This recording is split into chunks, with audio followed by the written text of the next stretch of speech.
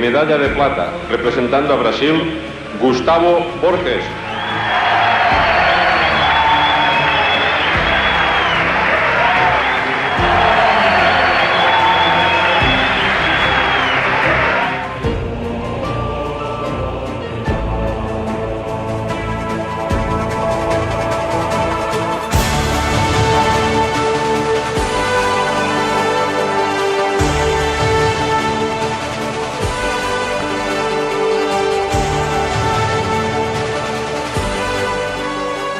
Vai bem, Gustavo. Bora, Gustavo!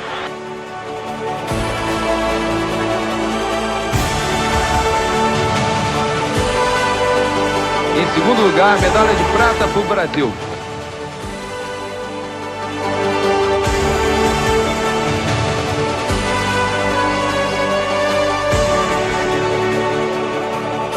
Hoje temos o prazer de receber no Paraná S.A., dentro do Paraná Portal, os nadadores olímpicos e empresários Gustavo Borges e Renato Ramalho. Obrigado pela presença no programa. Prazer estar aqui com vocês. Obrigado pela oportunidade. Gustavo, vamos começar com você. A gente fez uma matéria há pouco falando da Olimpíada. O COB anunciou que tinham 313 vagas para o Brasil em 2016 no Rio, mas ele queria bater um recorde de inscrições, chegando a uma delegação de 400 pessoas. Com que corpo a natação está indo para o Rio de Janeiro em 2016? A natação vai com uma equipe fortíssima, acho que talvez a mais forte de todos os tempos, mas só os resultados vão dizer se isso é verdade ou não, porque você pode ter uma equipe muito equilibrada, resultados muito expressivos, mas não conseguir uma medalha. E o que vale numa Olimpíada é a medalha e é o resultado que você conquista lá. Mas eu acredito que a equipe está boa. Você estava mencionando aí dos 300 e tantos atletas, os 400. O Brasil tem uma vantagem pelo fato de ser um país sede, que aí os esportes coletivos já garantem uma vaga. Então o basquete, que já teve muita dificuldade masculino de ir para as Olimpíadas passadas, ele já tem uma vaga garantida. A natação tem os seus índices. Então, com os índices da natação, o atleta ele precisa fazer esse índice para conseguir participar. E os índices na natação normalmente são muito fortes, porque a base é sempre a semifinal e a final. Então o Brasil ele quer levar atletas para disputar medalha e eu acho que a gente vai conseguir fazer isso. Se vai sair 1, 5, 10 ou 0, a gente não sabe, ninguém ganha de véspera, mas a expectativa é que a gente tenha uma equipe competitiva e que a gente conquiste algumas medalhas. O recorde de medalhas na natação que a gente tem foi 96, comigo e com o Xuxa a gente conseguiu 3 medalhas. Na última Olimpíada e na passada, o César conseguiu 2 e o Thiago conseguiu 1 junto com o César em 2012. Então conseguiram 2 medalhas. Então a gente está num ritmo bom aí. É chegar em 2016 nadando com a equipe a nosso favor e detonar. Renato, falando do esporte e das mudanças do biotipo que aconteceram, esportes como voleibol, como tênis, como natação, o padrão de altura se elevou muito, né? Já vamos falar daqui a pouco da metodologia das escolas de natação de vocês aí como empresários. As crianças com uma estatura menor, os adolescentes com uma estatura menor, também têm uma boa colocação dentro da natação mundial? Sem dúvida. Eu acredito que a altura, sim, em algumas provas, ela é determinante. Você dificilmente vê numa final olímpica alguém abaixo de 1,85, 1,90 nas provas mais rápidas. Mas nas provas de meia distância e distância, você ainda encontra pessoas de baixa estatura. Eu gosto sempre de lembrar que o Ricardo Prado, que foi o nosso recordista mundial, ele tinha 1,67 de altura, né? E você vê hoje algumas pessoas que ainda estão, que são baixas, né, e têm grandes resultados, né? É exemplo do Luiz, que está na seleção do Pan-Americano, e do Brandon também, né? Na questão dos velocistas que você mencionou, a gente tem hoje no mundo 2 atletas que são relativamente baixos que estão dando resultados espetaculares. Um é o Vladimir Morozov, que é um russo. Esse russo tem 1,80 m. Isso é extremamente baixo para um velocista. E no Brasil a gente tem o Bruno Fratos, que tem 1,85 m, que também é um atleta baixo, comparado com o César Cielo, que está com 1,95 m, com o Manadu, que tem 1,98 m, que são atletas com estatura maiores. E antigamente a gente via muito isso, o atleta mais baixo nas provas de fundo e meio fundo, e os atletas mais altos nas provas de velocidade. Hoje misturou um pouco. Você tem um Grant Hackett, ou o próprio chinês, que é o campeão e recordista mundial, que são atletas de 2 metros de altura, nadando 1.500.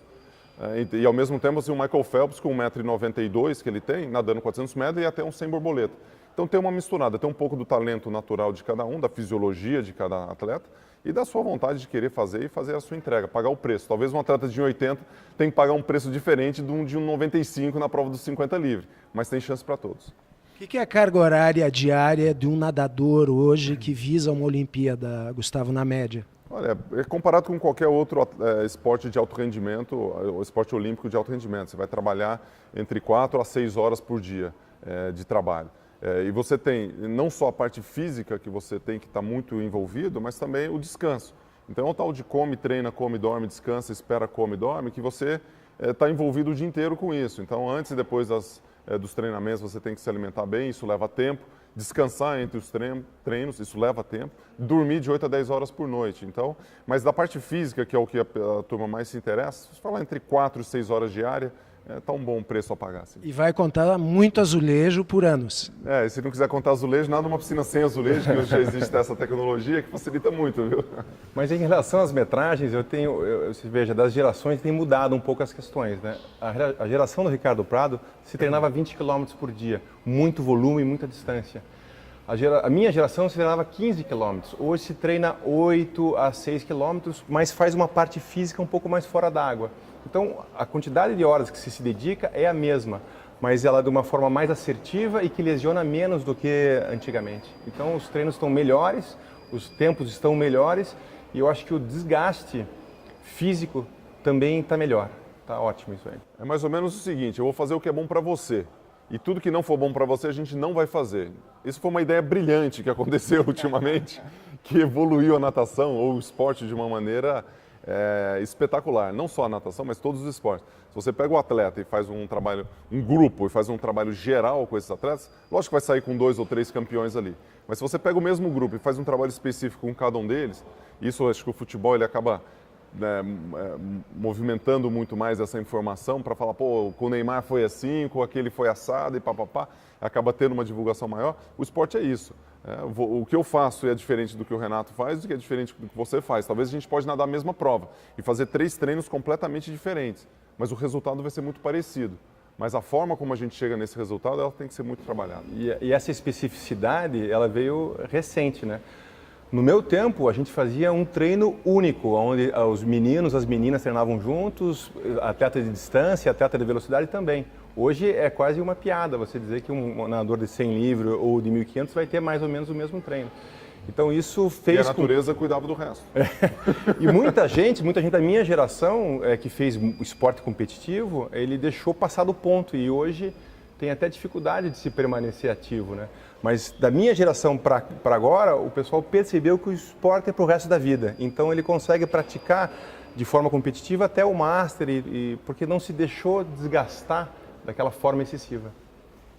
O slogan do Paraná SA são forças que constroem. Agora nós vamos entrar no business dos empresários bem-sucedidos que, junto com os seus sócios, fundaram uma das maiores holdings do esporte mundial, com foco na natação.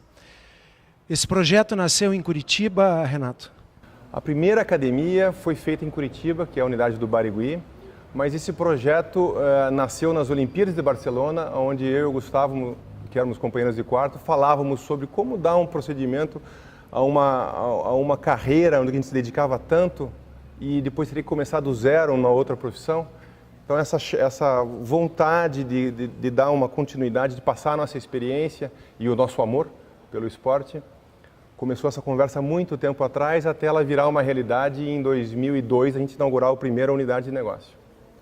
O que são os números hoje de academias próprias, licenciamento e alunos aí no país, Renato? Então, nós temos 5 academias próprias, né, com aproximadamente 8.000 alunos diretos. E dessas unidades, a gente viu a necessidade de fazer um processo de gestão, que é a metodologia Gustavo Borges, onde a gente licencia a terceiros, né? E hoje temos 327 academias, colégios e clubes licenciados com o processo pedagógico, onde mais de meio milhão de pessoas passaram pelo processo. Neste momento, se você levar um número de 500 alunos por academia licenciada, você tem aí aproximadamente 170 mil pessoas fazendo a metodologia Gustavo Borges neste momento. Então é uma chance da gente deixar e prolongar esse legado do aprendizado formativo da natação. Dentro do aspecto motivacional, Gustavo, a recompensa, o reconhecimento, o engajamento é muito forte para proporcionar a automotivação. Aonde que está fundamentada essa metodologia, Gustavo Borges? Foi uma experiência aí que a gente teve não só na nossa vida aquática, mas também com outras pessoas que vieram, conhecedores, professores da área, pessoas que se envolveram com a natação de uma forma não só na borda da piscina, mas também com o coração. Que a hora que você fala de motivação, você fala do reconhecimento que o esporte traz e com a valorização que a gente tem ali na borda da piscina, a hora que você traz essa energia positiva para o negócio, isso só tem frutos bons a ser colhidos, porque você coloca a gente ali na parte de business, na parte do marketing, na parte do desenvolvimento, do treinamento, que são pessoas que vivenciaram na veia mesmo o esporte.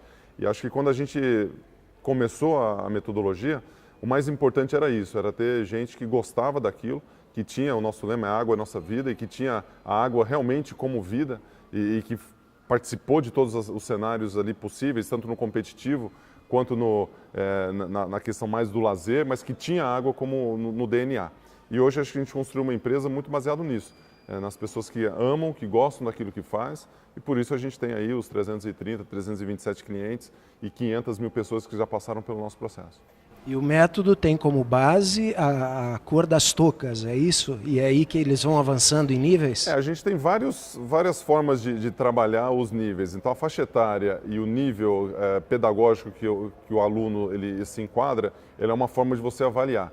Então, a gente tem iniciação, que ela pode ser um material, um mascote que a gente tem, que é uma pranchinha vermelhinha, que é do mesmo nível da iniciação, ou ela pode ser uma cor vermelha. Então a gente tem um nome, você tem um mascote e você tem uma cor.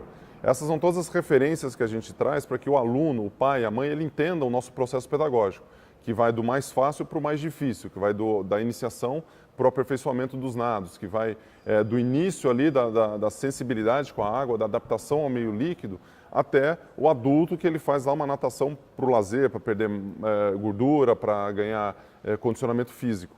E os mascotes, as cores e o nome do nível, ele ajuda em todo o processo didático que a gente tem. Então, se o aluno gosta mais do mascote para ele se identificar, beleza. Se ele gosta mais da cor, também, tá ali, está junto. Eles caminham de uma forma muito natural ali. E todas as ações de marketing que a gente faz para reforçar o nosso processo e para reforçar a comunicação, ele tem isso como base. Isso, e a outra base também é o que o Gustavo falou, é traduzindo esse senso de progresso, né? Então o aluno vai ter esse senso de progresso garantido, o pai do aluno vai ter esse senso de progresso garantido também, e o proprietário da unidade que está usando o processo pedagógico, ele vai ter a garantia de que os professores estão organizados de uma forma sistemática que possam passar esse senso de progresso para os seus clientes. Falando do momento econômico do Brasil, Renato, você é um empresário bem-sucedido, vem da área de técnicas construtivas, trabalhando com drywall, steel frame, é vice-presidente do clube mais antigo e com o maior número de associados do estado, o Clube Curitibano, e um dos sócios da metodologia da holding Gustavo Borges. Como vocês têm vencido esse momento econômico que o Brasil está passando, conseguido avançar em todo o planejamento proposto aí?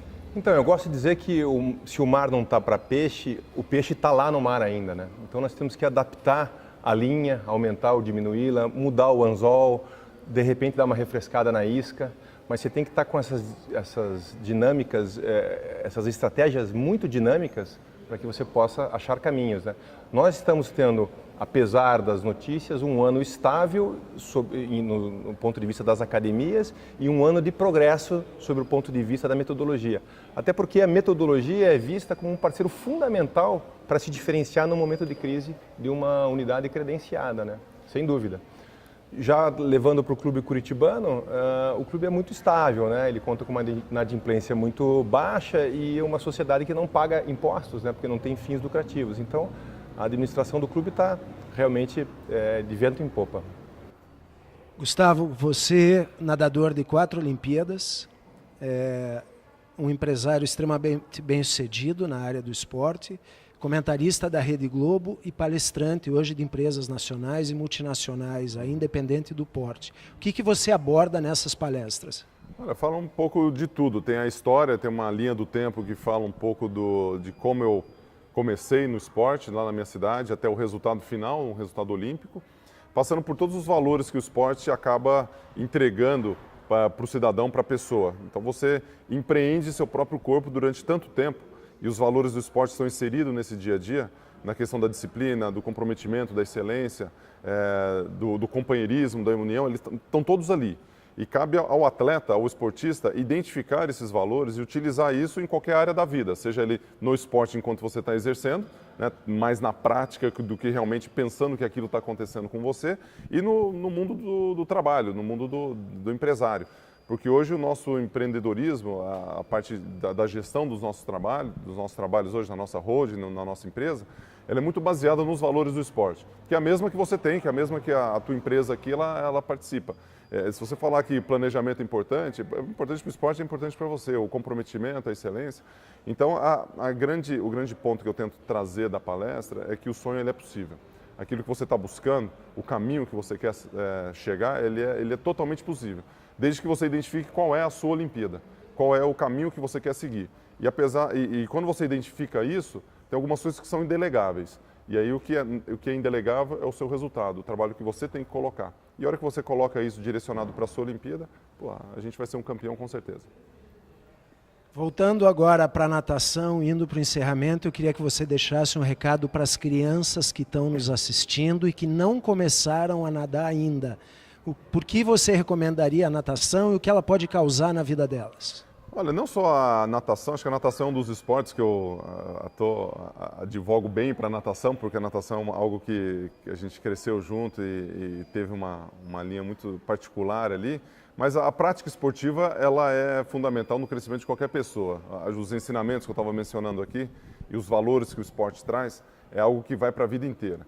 Então, se você é jovem, se você está começando agora na área esportiva, escolha um esporte que você seja extremamente apaixonado. Essa é a primeira dica. É lógico que o futebol tem a sua graça, que tem a bola, você chuta, tem aquela questão ali da sociabilização, mas os outros esportes, a natação, ela tem muito a entregar. Então, experimente, veja qual o esporte que te agrada, que você gosta, que você curta, e a partir daí, se dedique, vai lá, pague o preço, se comprometa com aquilo que você está buscando, sonhe com aquilo, chegue aonde você pode chegar e a partir daí, mas não faça de qualquer jeito, faça com excelência. Então, quando você escolher aquele esporte, estiver apaixonado por ele, faça um bom trabalho com excelência que com certeza você vai ser um grande campeão. Boa sorte. Você com 2,3 foi conhecido também pela sua envergadura. Abre o braço de ponta a ponta aqui para a gente dar uma olhada. 2,25 de envergadura. 2,25. Compridinho. Não precisa de tanto, tá, para nadar. Pode ser um pouquinho menos. Renato, o Gustavo deu o recado para as crianças, vocês trabalham com todas as faixas etárias, ainda voltando à natação. O que você falaria para os idosos que nunca fizeram uma atividade esportiva e que sempre está em tempo?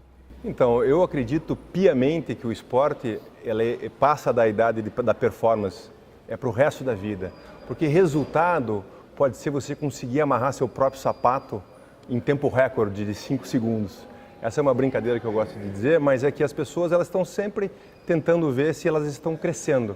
Crescendo espiritualmente, crescendo psicologicamente, crescendo culturalmente e também melhorando o seu cardiovascular, né? As pessoas, nós temos muitos alunos com mais de 80 anos, né? E esses são os mais felizes e mais fiéis. E nesses, você sente que o esporte realmente tem uma parcela muito importante no dia da pessoa para a qualidade de vida dela. Então, sejam todos bem-vindos. Paraná S.A. teve o prazer de receber os nadadores olímpicos e empresários Gustavo Borges e Renato Ramalho. Renato, obrigado pela sua presença. Agradeço. Gustavo, muito obrigado por abrir a agenda, obrigado pela sua presença. Retornamos semana que vem com novas personalidades que constroem a história do nosso estado e do Brasil. Até a próxima.